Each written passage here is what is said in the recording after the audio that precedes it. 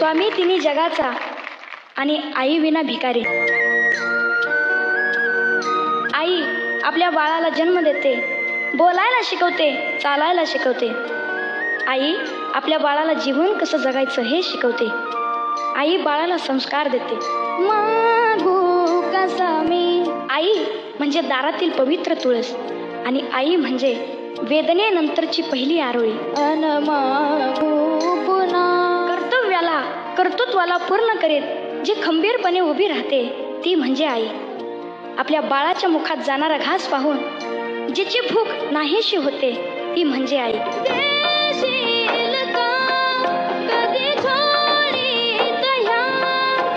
शेवटचं वाक्य सांगतो.